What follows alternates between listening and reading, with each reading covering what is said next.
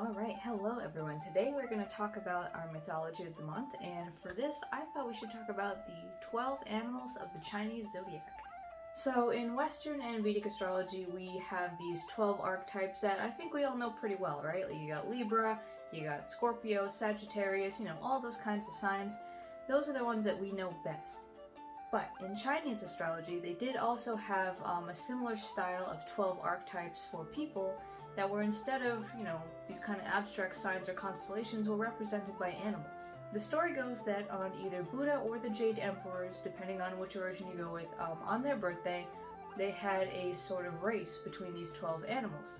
And it was really kind of an open call, honestly. Anyone could have come, but the ones that made it across the finish line that day were the 12 that we now associate with the Chinese zodiac. So those 12 animals are the rat, ox, tiger, rabbit, dragon, snake, horse, goat, monkey, rooster, dog, and pig. There was actually a 13th animal that was supposed to be there too, and that is the cat. But as the story goes, both the rat and the cat were riding on top of the ox as they were kind of racing across this rushing river. And when the rat, who really did not like the cat, got towards the end, he pushed the cat off the ox, and the cat was swept downstream and never made it over the finish line, and therefore never got into the 12 animals of the zodiac. Each animal has a different story or reason as to why they came in the place that they did, but, the rat, again, as we just said, was riding on top of the ox's head, and just as the ox finally crossed the river, the rat jumped off, ran into first place, and that was that. The ox came in second, and then came all the rest who, for their own reasons, were, crossing the river in their own ways, or who, like the horse and the goat, were really polite and they let each other through, who were racing very fast, like the tiger and the rabbit, who were swinging around branch to branch, like the monkey, trying to cross over it instead of actually swimming through it, so on and so forth. And each animal represents a different archetype of personality. So, for instance, as each year goes by, the animal changes. So everyone born in 1997, like myself, is under the sign of the ox. The ox is known for being really diligent, loyal, helpful, working really hard. And I remember one of my favorite stories about the ox in Chinese zodiac is how they really wanted to be helpful and they wanted to sow the grass seeds, but then they tripped and they spilled the entire grass seed bag, and the grass grew so high that no one could really get through or move anywhere. A little bit clumsy too, but really just trying to be helpful. There are others like my partner, who was born in 1995, and for 1995, this animal is the pig. And once upon a time, the pig used to be much differently represented than it is now. Nowadays, a lot of cultures think of the pig as a docile animal that just kind of eats and sleeps all day. But the original focus of the pig was actually the boar. And the boar specifically is known to be a very brave, strong, tough animal, one that fearlessly charges at anything that threatens it, and one that is really, feared by most hunters and other animals alike, because even though it has no horns, even though it doesn't have any sharp claws, it will just run you down without a second thought. The boar is an insanely lucky, wealth-bringing, and really just strong character, especially in the Chinese zodiac. Now, the reason I'm bringing up the Chinese zodiac is because, to me, it perfectly encapsulates how you might start crafting an archetype system for your characters.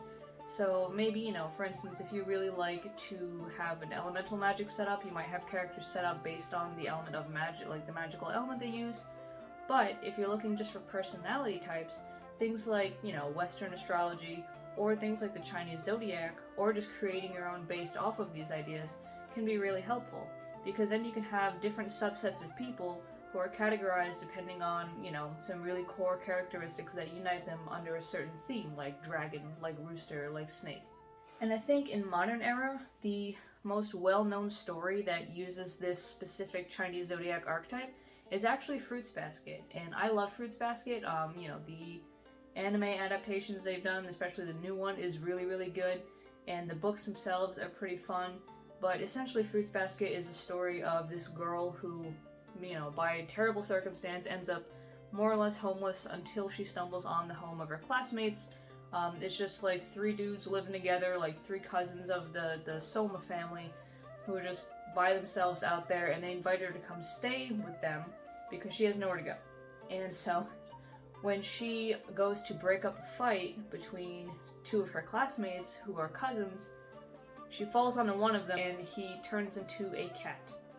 So the whole premise of the story is that this Soma family is cursed by the 12 animals of the Zodiac, and so under duress, or if they're hugged by the opposite gender, they will turn into the animal that they are possessed by.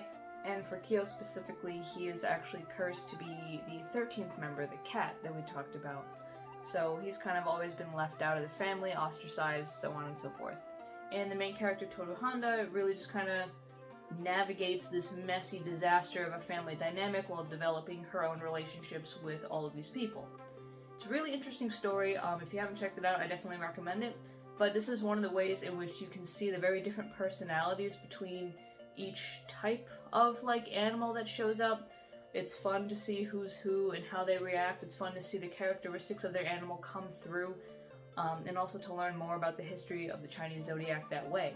But it's also really good for developing that tension, because those two main characters, the cousins that are fighting, the other one is the rat. And obviously, as the story goes, the rat and the cat really do not like each other, and that's a whole obstacle in itself that needs to be overcome.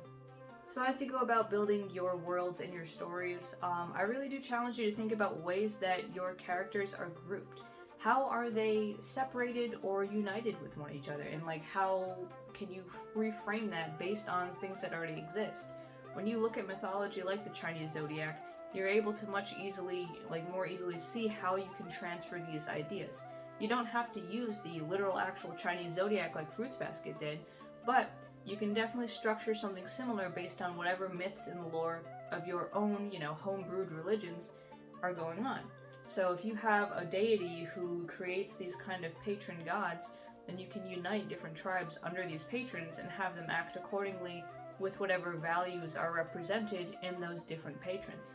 Much like how in the Chinese zodiac, each animal represents different values, whether strength and vigor and speed, whether diligence and loyalty, whether, just kind of richness and wealth and a good time.